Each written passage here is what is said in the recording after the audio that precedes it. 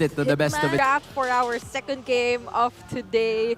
I'm wondering how likely are we going to see a game 3 immediately to start of the week with two teams. I mean, for you, you would want to say that there's going to be a game 3. Yeah, but I don't think you Are very well positioned. I wonder what they're thinking. Oh, another assassin. So the Zask is open. Yeah, Zask, Rotina. Is he on the Moscow? Yeah. So yeah, there you go, Roger. Fnatic Onic. Taya, Julian are open. Oh, the high The loss. high loss. Oh, what? Get the Zask. An answer to the Zask with Spawn. But they get the carry and then, oh, Ah, okay, so they pick up. ban out majority of the remaining assassins or marksmen rather. Okay, so they pick the Hayabusa. Yeah. They might ban the Aurora, you start taking away the strong mid laners. Okay, take out the Loyi. So they're operating with that within that mindset of more backline focus. Yeah. They just throw out skills. So again, I'm still leaning towards the fact that Super Prince might be picking up an Aurora or a Valentina later on. Yeah, they'll be first to secure a hero after this second banning phase, right? So that would be a major pickup for us. Use statistic to point out in week 3, just in case. Okay, so we'll be right here and now. Oh, Whoa! Oh, they might go. they were to pick up the Matilda, but the Barretts, is it going to show up? No! Oh, it is a Lilia. Arlot Lilia, the Super Prince Lilia is going to happen. Oh, wait, no! no! It's not the Matilda, it's worse! I feel like this is worse than the Matilda! Oh, it's the Eggman! It's the Eggman! Oh no! It's the Bruno dig. For doming that was denied of him earlier. So that might just be the game plan here for Aurora MLBB. I feel like they're keen on taking of us who are here right now. So without any further ado, I can't wait as well. Let's throw it over to our casters. And the streak of the remaining undefeated team for week number 3 hangs in the balance. Will it tip over the side of the Super Family, or will Aurora's light shine brighter and conquer Fnatic Onic PH? Once again, welcome to the English Desk. My name is Ingan. Alongside me is Naisu. Yes, sir. Naisu Renegade. That's exactly what I was going to point out here. I love that Renmar mentioned it. We've gone from Hitman to Heelman to Wingman and now to Eggman. Eggman. Renegade again, the captain of Aurora, flexing his versatility.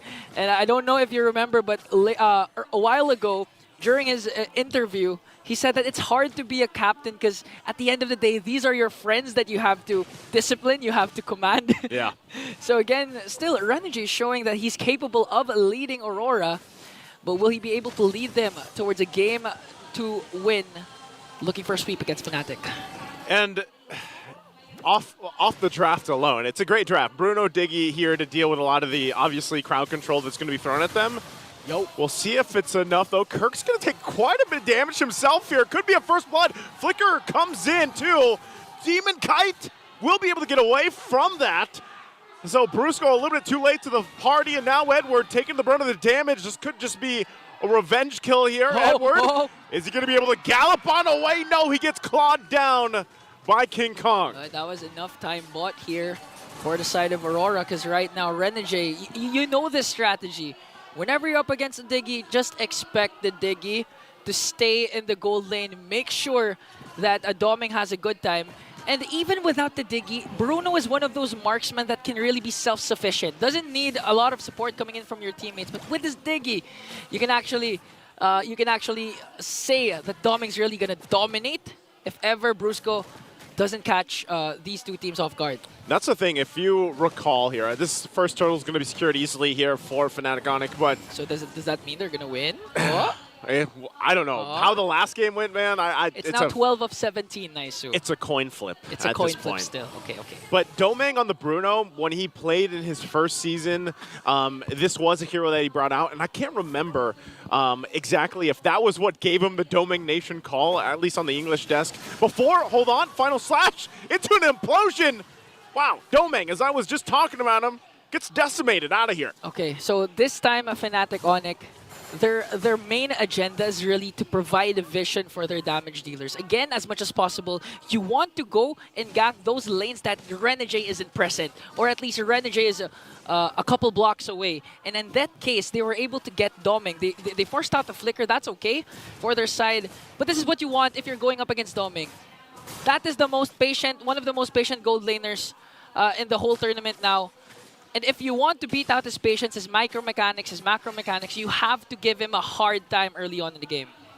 And like you said, do it when Renegade's not there. And that's part of it too, because obviously carries can have a little bit of a tougher time, at least especially in the early game, dealing with this pressure that a Bruno can put. But if you don't have the Time's Journey there to help you escape some of that crowd control like we talked about in the beginning of the game, Domeng could find himself in a pretty tough situation.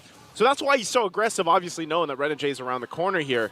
But I wonder if they'll keep that aggression in check. Yeah, that's actually like you're actually giving an idea to Fnatic Onic. If Domeng's overextending, you know Renegade's in the rushes.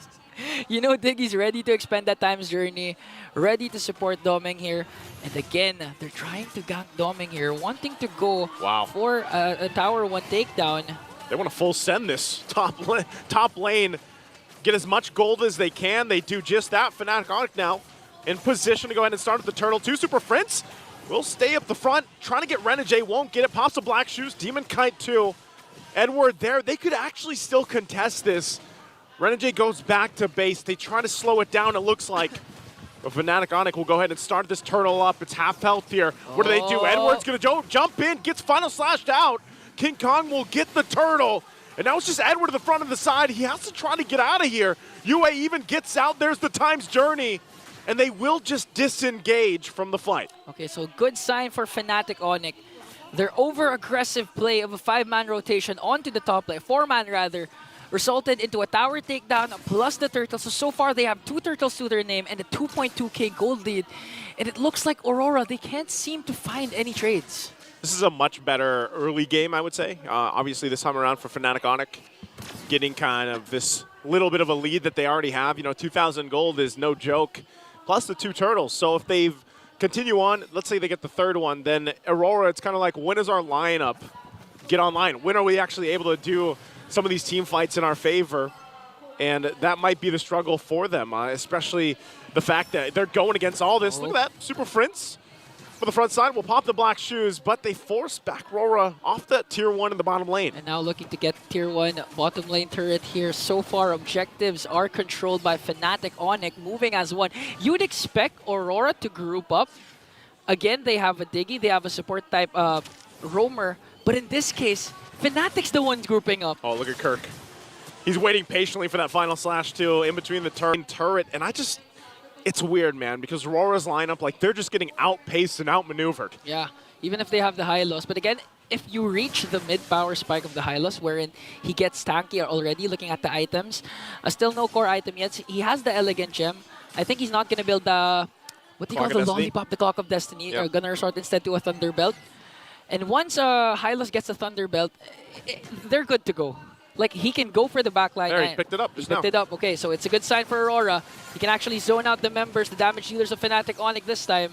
But we'll see how it pans out for Aurora. The only thing that bothers me about that is if we're talking about, like, Thunderbelt for the Hylos, like, he can still, and we saw it earlier on, like, he could still be the front line and then get shredded down eventually, especially when Kelra locks in those items. And so, when you're thinking about timings here, there's the Golden Staff now for Kelra. Aurora's lineup, like, they've struggled in obviously the early portion of the game. They might lose this 3rd turtle too. Still keeping 2 members on the top side. Fnatic Onic will start this turtle up. Yeah, as much as possible, you'd really want to win the early game part of this game, especially for Aurora. But look at the delay. They are causing Demon Kite here. Final slash onto the purple buff, plus securing the turtle. So right now, Demon Kite's really, really having a hard time. It's having a hard time. Whoa. Brusco gonna get juked out a little bit. Demon Kite will go in, won't get his purple though. Not able to get the buff, so great distraction from Fnatic Onic. They get the 3rd turtle. They put the pressure on the buff, and they get that too. Okay, go signal here coming in from Edward. Glorious Pathway will be casted. But they're not going to catch anyone from Fnatic Onic as they bring down another turret in the bottom lane. I hate to say it, man, but Aurora, it just looks like they're running out of options here. You know, and it looks like they're just not in sync. There's something happening with this lineup that they brought to the table that's just not clicking with what their original game plan was coming into this game, too. The hard part for Aurora is that they can't expect any aggressive plays coming in from Renegade because Renegade needs to play passive. He needs to be able to cast that Time's Journey right on time, especially if the implosion is there. So the initiations will mainly come from Edward or even Yue, which so far is hard for them because even if Edward manages to go for the backline, the damage, as you mentioned, coming in from Kelra and King Kong is there. Yeah. It's going to get to a point where, like I always like to say this with the gold laners, and Kelra's having that. He's having the gold lane experience. You know, Domeng was able to put at least that turret down top side, but Kelra's just farming out of his mind. King Kong also picking up a Thunderbelt at this point. You know, and that's why they continue to assault these turrets. They'll knock it down a little bit, get about half the health down in the turrets, and then just kind of rotate together. And, you know, so far it's unanswered. Yeah, playing like a family at this point. Playing like a family, 5-man rotation after 5-man rotation. Conceal from Brusco. Conceal once again. Can be casted here. He has the flicker in how many seconds? 20 seconds. But you know, I'd like to point out that Fnatic Onic, in the hands of Super Friends, they have the Lilia. So even if Aurora manages to extend the game into the late game, they're gonna have a hard time beating down Fnatic Onic. We've seen this during game number 1 with our game MVP Yue, using the Lilia with a spectacular defense of a lifetime, resorting to a mid lane push for Aurora. Really tough, too, because as you were just pointing it out, Super Friends picks up the Ice Queen Wand. That's going to be tough here already. Takes a couple shots from Demon Kite. Trying to get the black shoes on, but he's very disciplined. Won't pop it just yet. Brusco also half health. There's the Glorious Pathway. They're going to fight for the Lord here. Demon Kite has the shadow kill, but Super Friends will secure the Lord for them. And now still collapsing down. Kirk's going to be taken out. Super Friends already popped in. Domeng flickers in aggressively and will pick up the kill as 3 are down for Fnatic Onic Philippines, but the Lord already secured for them as well. In that situation, Aurora's happy. They were able to pick off 3 members, evade potential deaths. They lost the Lord, but with the situation, they're easily going to burst down that Lord. Do you think that was worth it? For me, it was, because instead of just letting go of the Lord for Fnatic Onic, you at least have a chance of not letting your inhibitor turrets be taken down. And with the lead Fnatic Onic established, rest assured, you can really expect Fnatic to burst down at least an inhibitor if that clash didn't happen. At this point, especially after what we saw from game 1, even with that lead that we saw earlier, anything can happen with these two teams. They're going to deal with the Lord really quickly, so Aurora clearing out the lanes, trying to keep up as many turrets as they can, but still the pressure here in the mid lane. Glorious Pathway going to be dropped down. The final slash to take Edward out of the picture. Domeng! Kelra will be able to pick up a kill, and now the damage is there as they look for more in the mid lane. A double for Kelra. They're going to get the tier 2 turret.